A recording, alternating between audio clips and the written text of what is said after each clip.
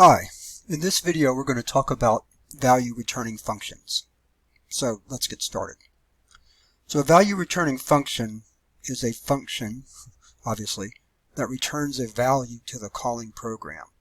So I'm going to demonstrate that by defining a function that squares a number. That's a simple one, but we can use it to illustrate how functions work. So the first thing we do is we define the data type for our value that's going to be returned. In this case I want it to be integer, so I put int. Next we follow that with the name of the function, square, and then I follow that with a parameter or a list of parameters that are the data that the function is going to work on, in this case a number. So then we have the function body, and that's what happens inside the function, the computation that we do. So I'm going to show you two ways to do that. First way we're going to do that is by creating a variable to store the square of the number. And so then we're going to square it.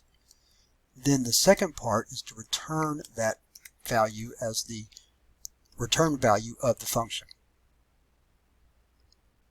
So that completes my function definition. And let's go over the parts again. The return data type,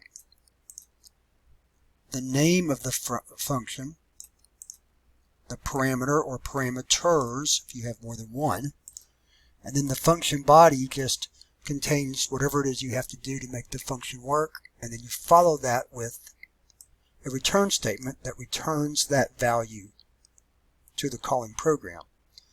So now let's look at how you call functions. So a function is called by just using its name. So let's take a simple variable num, assign it a value 2, and then we're going to say cout the square of num is, and then we'll drop down to the next line, and then we're going to call the function with the variable.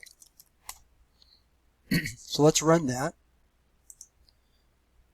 Take just a second to compile it, and there we see that the square of 2 is 4. So the important thing to know here is that a function call can go any place an expression is expected. So here we put it as part of a cout statement. Let's change this up a little bit.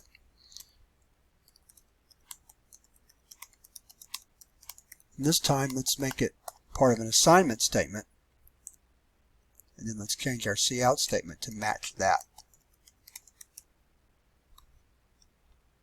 So let's run it again, and there we get the same result. The square of 2 is 4. Finally, let's look at a function that can have more than one parameter, or that will have more than one parameter.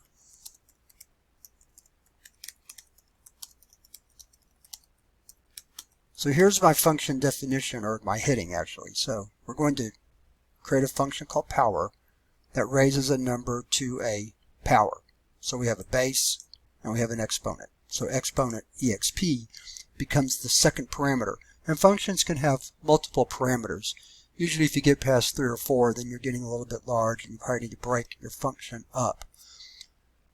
So let's see how this is going to work. So we're going to say int product equals 1.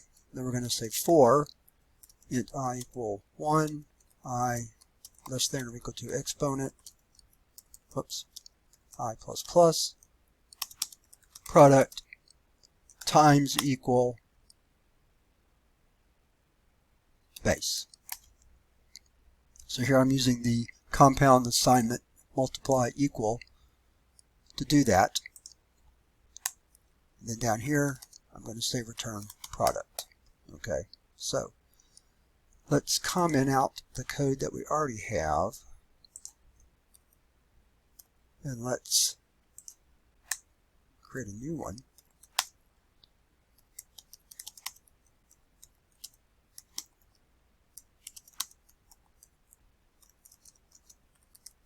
And I'll keep this one really short. Okay, so let's run that. And so we see that 2 to the third power is indeed 8. Whoops, sorry about that. Let's try to bring it over here where you can see it. There you go. So now let me cover one more thing that I need to mention.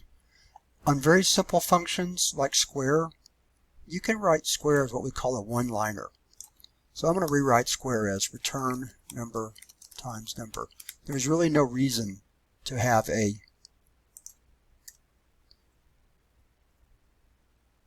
separate variable there. So let's just add that to our list. Square number. Okay, so we ought to see 8 and 4 as our results here in our screen, and we do. There's 8, there's 4. So just keep in mind that you can write a simple function as a one-liner. Power could not have been written that way because we had to run a loop to raise the number to the power, but square certainly can be written as a one-liner. So, thanks for watching this video on value returning functions.